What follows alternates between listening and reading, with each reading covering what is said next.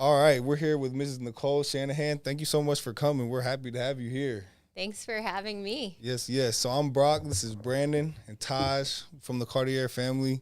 We're just a YouTube channel. We do a lot of reaction content typically, but we're just trying to learn and expand and get wisdom from people like you. So we're glad to have you on. Thanks for having me. For you sure, guys for have sure. done some amazing stuff in the last 4 years. It's been crazy to say it's been 4 years, man. It does not feel like it's been that long at all. Facts. It feels short. Like It feels so short, man. It's been a blessing, though. It's been a huge blessing. Yeah. So, the first question I really have for you is like, correct me if I'm wrong, but you were with the Democratic Party, right? And then you left. So what was your, main reasons behind that? Yeah, leaving or joining in the first place? Well, Or both, yeah. Okay, so I grew up in Oakland, California. California is a pretty Democratic Party place. It's been blue for, as long as I've been alive.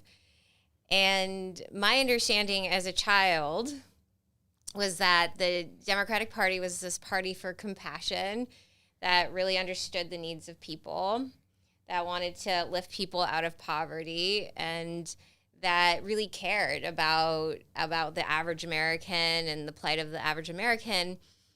And I grew up, in humble means, humble beginnings. My understanding as a child was that Republicans were elitist and conservative and, didn't understand the plight of the average American and people in need. And, there was a moment a few years when I was a kid when my dad, couldn't make ends meet. He had mental health issues, and my mom was trying to go to school, finish her degree, and we had to go on government assistance.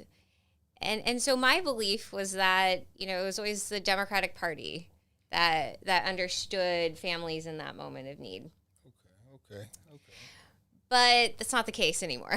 Yeah. They have really strayed from that mission, in my opinion. And my last 8 years of being a member of this party has made me realize that it's being run by the elites. Wow. And I'll take responsibility. I thought that, okay, well, yes, I guess the Democratic Party has all this money now, especially tech dollars. And I tried to work for the issues that I cared about within the party. Okay. And but I was making less and less progress to find anybody within the party who was actually listening. And so on issues on childhood health, I reached out. I said, can I talk to somebody at the DNC? Because I think we need to run a primary, like a real primary. Yeah. And you become very aware very quickly as a donor, like who's really running the show. Okay. And so once I realized that there's this like very narrow lineage of people that they're willing to progress within the party, and they pool all of the donor funds, and then that gives this group of people so much power to pick which candidates within the party they're going to move into various positions across the country. Oh wow, That don't sound fair Right? at all. Across the country. And there isn't that much diversity of thought. Okay. That's interesting. I had to leave. There's so many reasons, but my primary frustration was that I stopped seeing that compassion Okay. and understanding and aptitude Really? to respond. Okay. That's interesting. I got That's a very question. Do you feel like now our government is like, they're not paying more attention to the American people? Like, what I've been seeing on the internet is like, they've been taking care more of immigrants than the people that's here at home, not even our vets. It's insane at this point. Like, how do y'all party feel about that? Your campaign. Yeah, so I'm officially an independent. And if you look at the numbers, most Americans today don't align with either party. They're independent. Yeah, Yeah, that does make sense. that makes a lot of sense. Yeah. It's pretty extreme on both sides, I'd say. Yeah. They And I just have- feel like with the news, both sides are pushing their Yeah. agenda so hard, and they're twisting people's words to make things look a certain way for both sides. It's hard to just be like they're right and they're wrong, you know? So that's very interesting, the independent stance. That's cool. Yeah, and what I'm realizing is that most of America is like willing to listen and have a conversation, but that these two sides aren't. Yeah, that makes sense. They like seem to only want to hear their side and way of thinking. Yeah. It's pretty closed off. Anything outside of that. Yeah. Yeah, and then they want to put down the other person, and then they want to like demonize Literally. No, their it's fellow Americans. that's true. It's become very tribal. There's a lot of It tribalism is. in politics these days.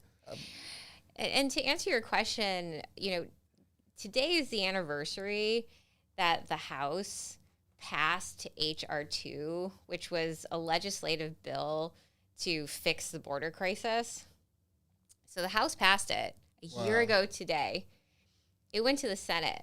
So this is Chuck Schumer's Senate. And the Senate hasn't moved this bill at all.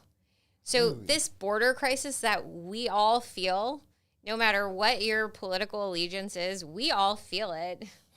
And we're Definitely. watching it gouge our communities. Our communities in the most need in this country have been overwhelmed with an influx of tens of millions of undocumented migrants. And we have a border patrol that can't stop it because of the current executive orders. Yeah. And it's a disgrace. Like, Yeah, it's- it really is. It Yeah. is. If your administration was in office, like, what type of resources and other, like, let me say, like, other ways y'all could, like, handle the situation? So there's a number of things. First and foremost, we need to close the border and stop sending the signal that this is a way to immigrate into the country. So if you talk to some of these individuals, they're under the impression that the Biden administration has invited immigration through crossing our border illegally. And as a result of that, an entire business has been created. So there are these cartels now that sell to these individuals these very, very expensive packages sometimes Wow. to, you know, get across our border. So they'll help these people. So we've got Chinese flying into Mexico, people from all over the world flying into Mexico, connecting with these groups that are effectively cartel human traffickers That's crazy. Wow. and bringing these groups up to the border. If you go to the border and you look down on the ground, there's little SIM chips from phones because part of the package is getting an American SIM chip.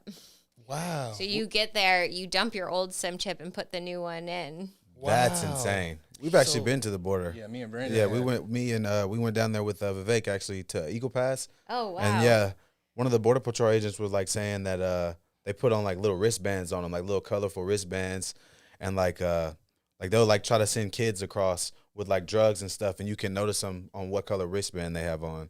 So they got like a lot of stuff going on out there. So many problems from It's the border. totally organized. Oh, Yeah. it's crazy. So Yeah. so it seems I was gonna ask you that. It seems like someone has an agenda and is pushing this. Like, who and why do you think this is happening?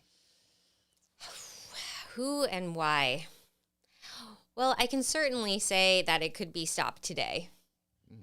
There are so many tools at hand to close our border, to change the message that we will not be a party to the human trafficking of people into this country. So that can happen. Why aren't they doing it? I mean, you know, there's many theories. I can't get a straight answer from Yeah. anybody running the country right now. Yeah. And, you know, it feels intentional to me. It does. Oh, it to seems me very too. intentional Like, at this point. because like- just how? No, it seems very intentional. I mean, you've got said there's organized crime on one side, and then And there's everyone's so much, noticing it. yeah, then there's so much done by the current administration to allow it, and then once it's here, like they're being accommodated for being here and like things like that. So it's almost like they're being incentivized to come over here. So it Yeah. seems very like elaborate. And then, you know, and I can see why there are so many theories around it being part of an electioneering process. That yeah. I can see Yeah, that. it's, makes it's sense. definitely Yeah, a conspiracy yeah. that The seems. timing is Yeah, yeah, yeah. It's like Yeah. 2020 almost. yeah. No, that's a very growing conspiracy though. That it's like an electioneering thing.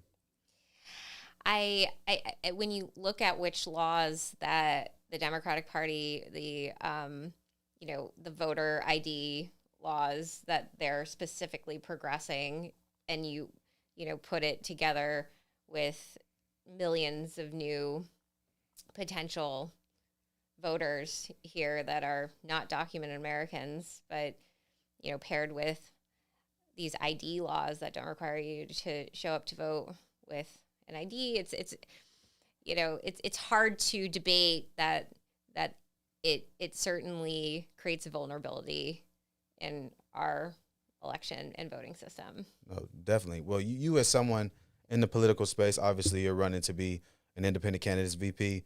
Do you think that illegal immigrants should have the ability to vote?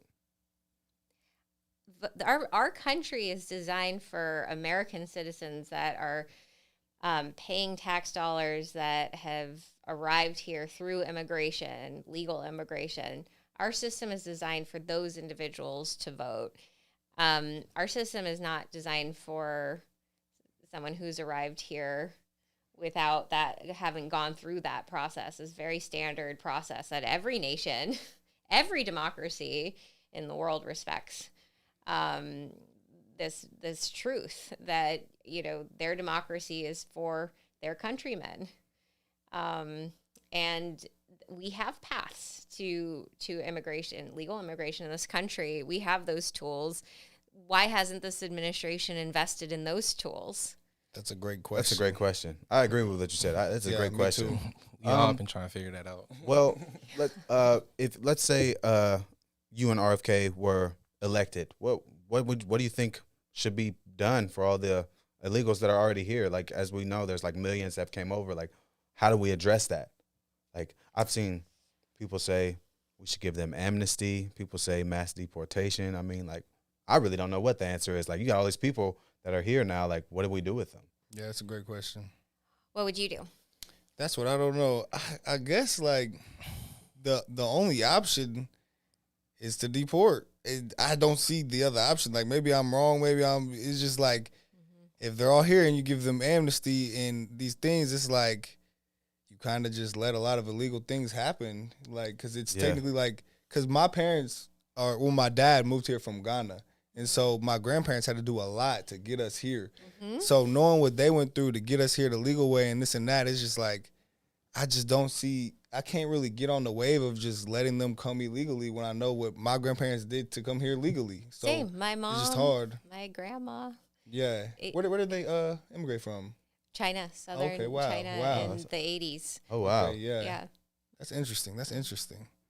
Okay. And it is hard. It is hard to go through the immigrant process, but that challenge is what I think makes America great, because once you get here, you've worked so hard intentionally to do it legally, and then you're here to intentionally contribute to this great country that provides such opportunity to its people. Mm-hmm. That's very interesting, because I've noticed a lot of like families of immigrants, when they come here, they're usually successful, like, because they, like you said, work so hard to be here and they're thankful for the opportunity, so they're not just going to mess that up, I think so. Yeah. I think it's a real slight in the face of immigrants that really did it the right way. And, you said deportation, and I think of my brother who overstayed his visa in New Zealand. He was coaching snowboarding. He's a professional snowboard instructor now, and he was deported when he overstayed his visa. Yeah, that's there's Yeah. rules. I mean, This is very standard. Definitely. Yeah, it is. Yeah. It is. Yeah. Every country has a border. I mean, us being collegiate athletes, we run track. So a lot of guys that run track in college are international students on visas. Yeah. So we got guys who came here on visas, like left their family, haven't been home in years, and they can't even get half the stuff the illegals are getting. You know, like I got a friend who graduated, and if he didn't get a job in 2 weeks, they were gonna send him home. So like just seeing all the people who have gone through like the legal measures and how they're on like such a short leash, and if they mess up, it's over.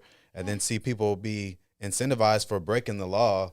I mean, it's kind of hard to be in favor of like letting them, but like on a humanitarian issue, I can see how people think it's like inhumane to just like deport them, but we have to respect the law and order that's in place.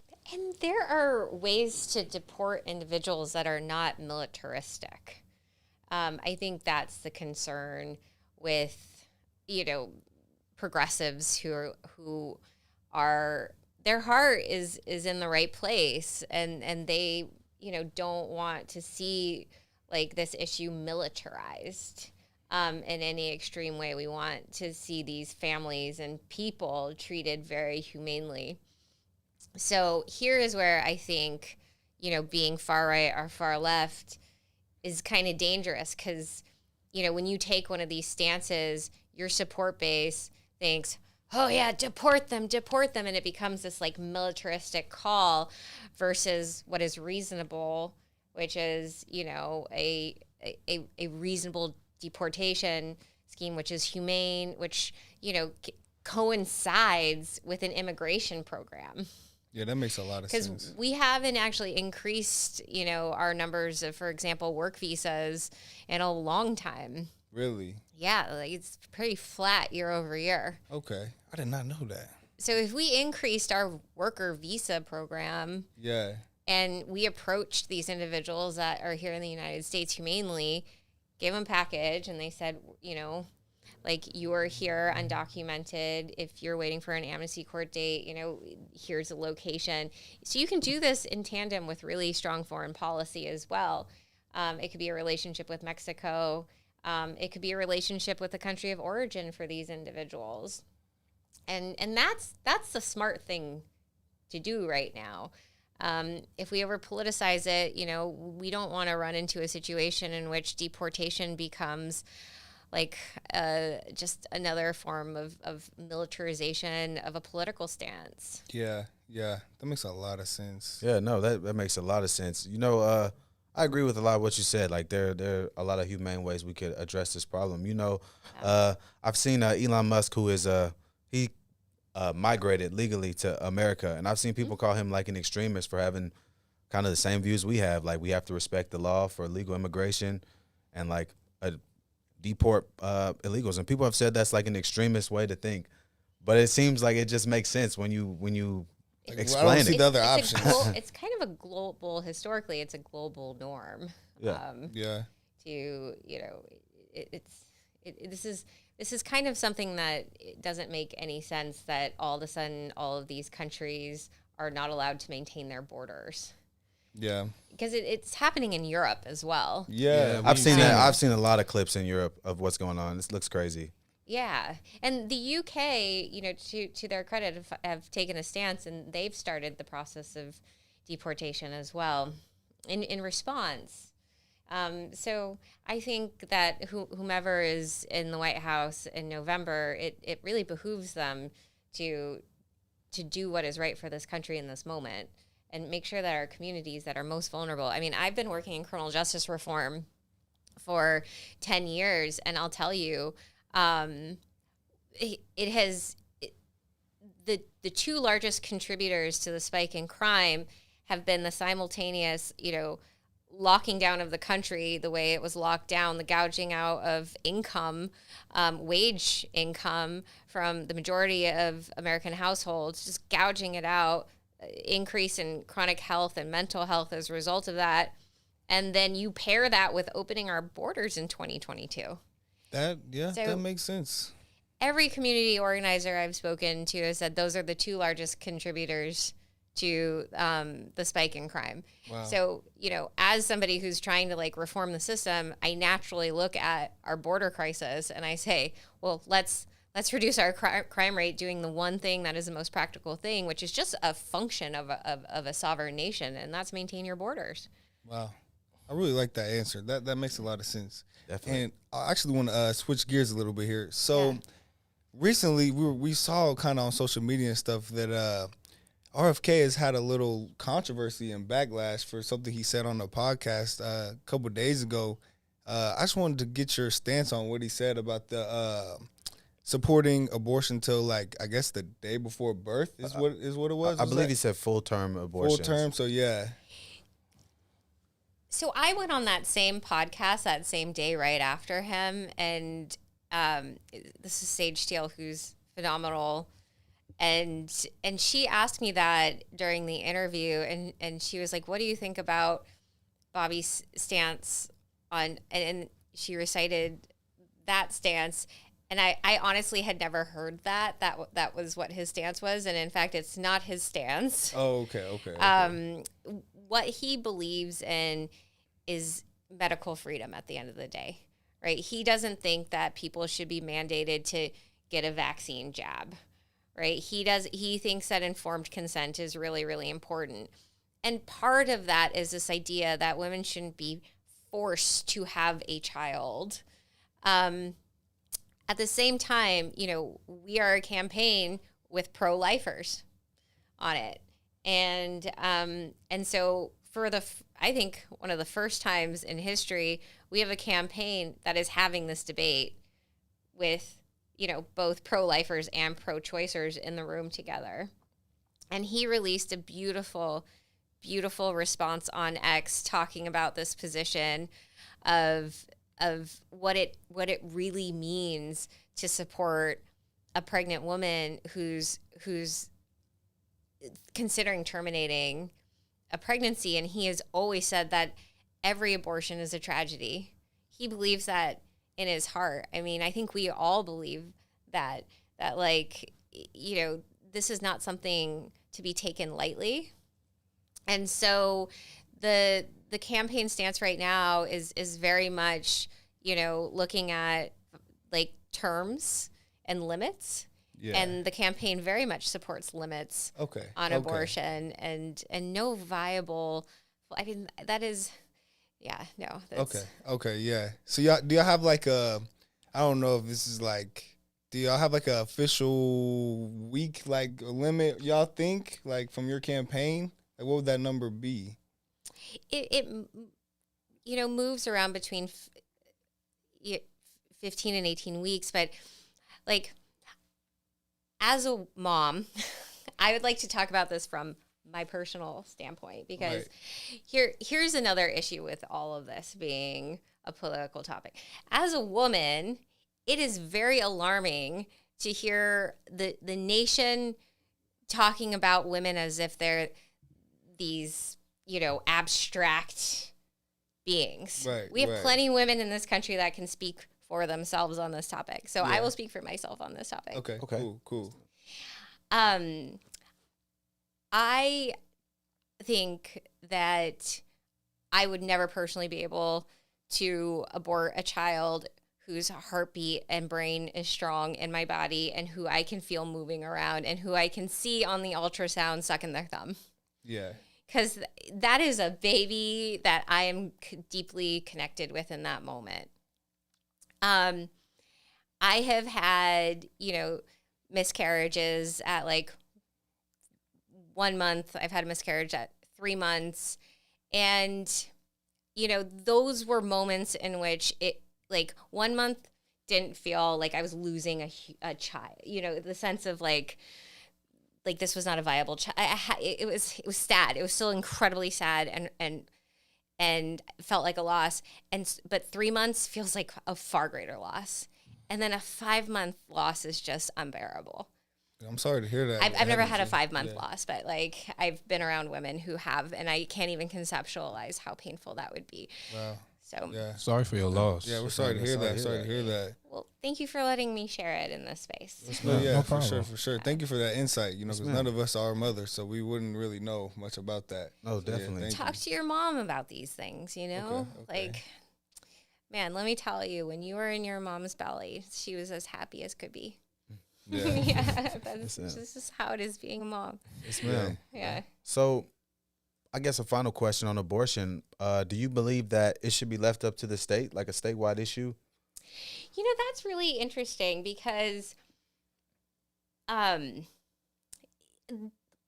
kicking it down to the states does give it closer access to the communities. And my understanding is that, and this is what the medical freedom community believes as well, is that the communities know the answers to this question, right? The communities know how to self-organize. Having the federal government dictate anything is always going to be problematic, is always going to feel very totalitarian, especially as it relates to something as personal as our bodies. Yes, ma'am. So it's not the worst idea to kick it down to the state or even the local level. And, you know, historically, states have had legislation, state level legislation about abortion, on issues of abortion. And so historically, there's precedent for it. So, you know, either way, I think that the trend towards, you know, states making these decisions is good. The thing that makes me worried in those instances is it becoming, again, over politicized for election reasons, and then swinging too far. Because, you know, even very religious people in this country felt that, you know, the over politicization of this issue has led to stances that have been more extreme than they even intended. Yeah. I feel like, again, both sides like take an issue and see how can I use this issue to push my agenda. Like, I feel like that happens a lot with almost every issue. Everything. Yeah. They always take what the other side says and spins it, and vice versa. Yeah, and they spin it, and it creates fear. Definitely. Yeah.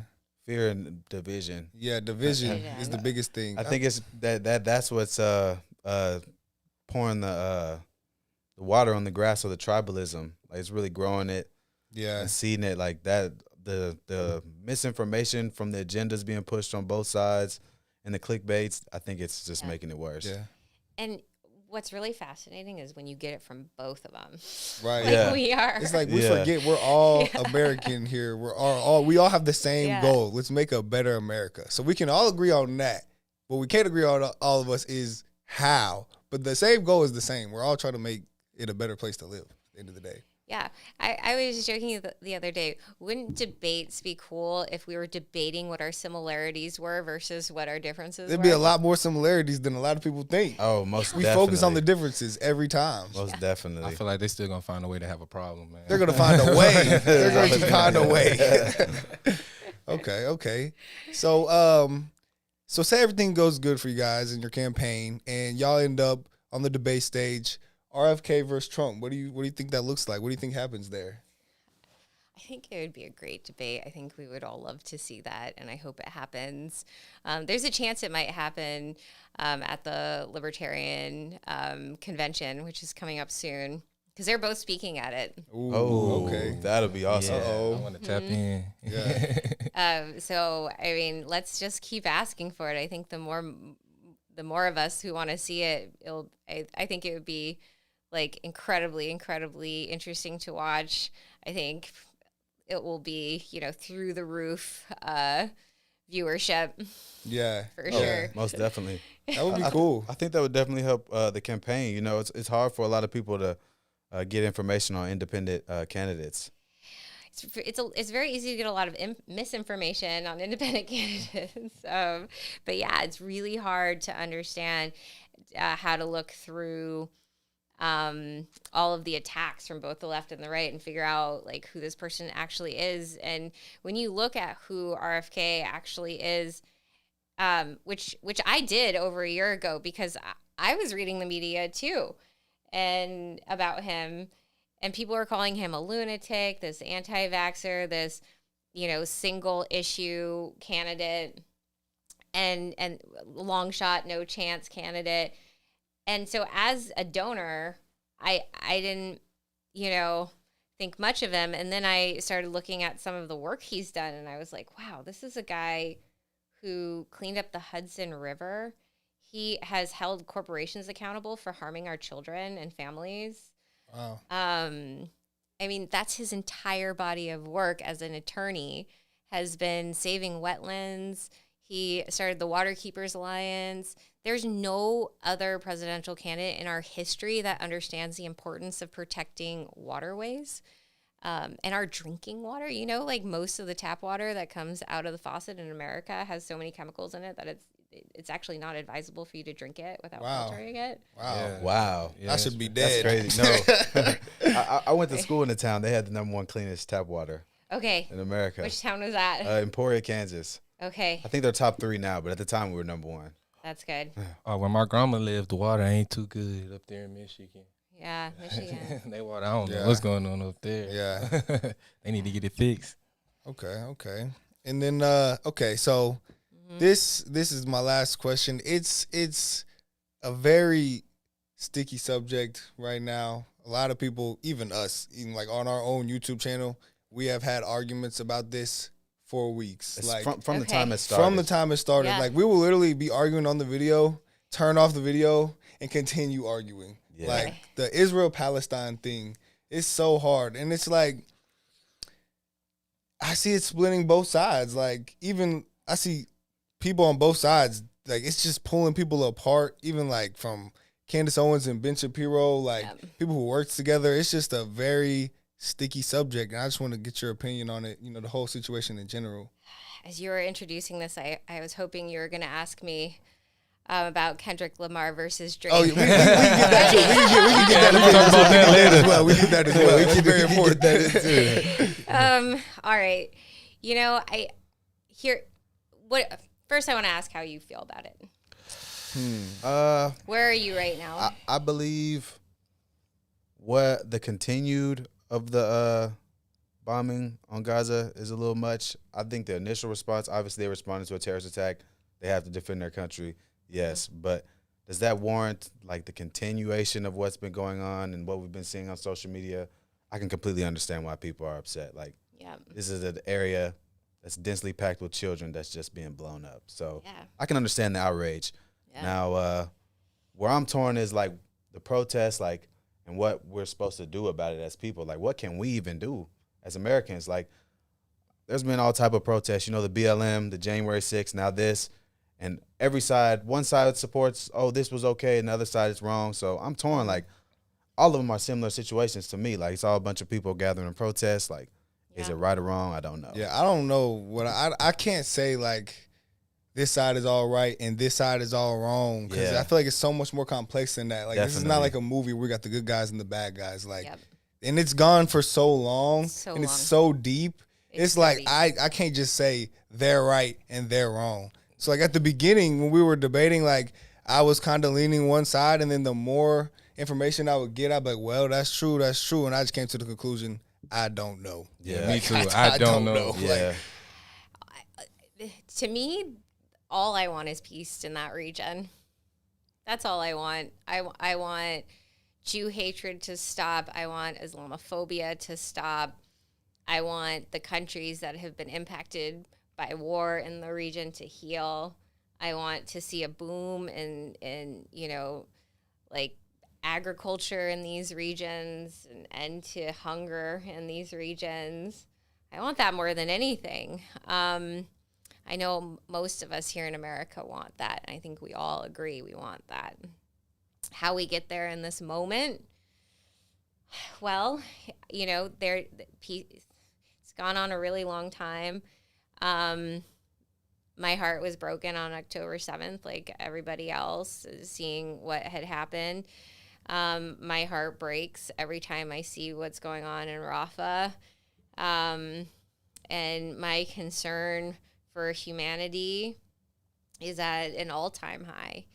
And as I think about this moment from, this position of having the opportunity to be a thought leader in this country, my immediate thought goes towards, what I'm a millennial, but what my generation of peace looks like and how we start that movement right now. I see Netanyahu's style of leadership. He's not my favorite Israeli leader by any measure. I would much rather Golda Meir, who led Israel through the Yom Kippur War. I'd much rather see her leading the country in this moment. And I know that she would be behaving differently, is my guess. Okay. So we know what peace in the Middle East looks like. Have you guys been out to the UAE before? I have No. not. Nope. No, Dubai? no. I I want to. You guys Looks need beautiful. to go out there and film a first impression. That would Oh, be yeah? so That would be cool. awesome. Yeah. That would be awesome. It is, it is a fascinating, incredible, abundant city. And what I experienced in my time there was this incredible cultural experience of what happens when, you know, culture changes and then the economy booms. And that's often what goes hand in hand, right? When you have a culture around working together, building abundance, visioning for a future, you know, weeding out hate and division. It's amazing how that comes hand in hand with abundance and evolution. Yeah. It's mutually beneficial. Yeah, definitely. Okay, cool. Yeah. Cool. Well, thank you for that. Yeah. So, yeah, we got to circle back. So, we got to know. Drake Kendrick or Kendrick. or Drake? The world, Oh hey, my be gosh. careful, you know, because they She's tear from me Cali. up She's right from now Cali. in She the got I comments. know. For That's my why, stance I on thought that. you were going to ask me first. So, yeah. Well, we need to know now. Now we got to know. I know it's Kendrick. Yeah, she's West Coast. Yeah, you know, she's she from got the a Bay. biased perspective. I know. I'm West Coast. I'm like, can I vote for Tupac? That's funny. Okay. Well, all right. So I think Kendrick Lamar is by far a superior lyricist. Lyricist. Okay, we'll hear that. We'll Like, hear that. by far. Yeah. I think his use of the English language, like, is exceptional. I think he's one of the most creative, you know, poets of our generation. Drake, I love how he flows. Okay, Yeah. that's a fair answer. No, That that is is a very, great, very great fair answer. right Actually, there, yeah. that's a great answer. I love how he flows. I think his voice, you take it and you like turn it into this like melodic thing, and it can hypnotize you. So he's got that going for him. But at the end of the day, I think it's Kendrick. No, yeah, you know what's wrong. You know, that, yeah, yeah. You know, that's Yeah. the universul answer. That so is, you- yeah. That's that. I don't not blame a bad her. answer. Yeah, So, no, what was I your don't blame you at favorite all. diss that he dropped? Which one did you like the most? Oh, I don't know. Was it the Euphoria, the first one? Or not I like mean- us. That Not Like Us. I think it's got to be That's a that. banger. I love his lyrics so much, Okay. his poem, and I actually have seen him live putting together just like an on the spot incredible verse, and he blows me away. Just him as a person blows me away. Yeah. And I, you know, Euphoria is very, very good, but I think his real magic is he's like divining, you know, an understanding of like the energy and how words come together with a moment, and he can like frame that moment in like, you know, condensed time almost down. Yeah. Oh yeah, definitely. Yeah. I think the beef is good for, you know, the music industry in general. No, definitely. Yeah. We got a bunch of good songs Yeah. from two. It's good great for artists. us. Yeah, yeah, definitely. All right, cool. Thank you so much for doing this. This was great. We learned a lot. Yeah, Thank no, You know, we you. got a lot, you know, of information for, you know, what y'all bring to the table on your side. So Yeah. the best of luck to you, and thank you so much. Yeah, You thank too. you. Thanks for having me. Yes, this was And fun. This was fun. you. We'll have to Thank do you. it again sometime. I'd love to. Let's check in when we're closer to the election. You know, we are on Monday announcing that I don't know if I'm allowed to say this already, but we're on the Texas ballot. Oh, that's awesome. Yeah, so, Everybody in Oh. Texas, pay attention. That's so awesome. it's Yeah, on in no. Texas. All right now. Yeah. We'll be looking out for you guys. Thank you so much. Thank Definitely. you. Thank you for your time. Thank you Cool, guys. cool. Thank you. Yes, ma'am. Appreciate this. This was fun. Thank you. That was cool. That was good. Wow. Okay. Yeah.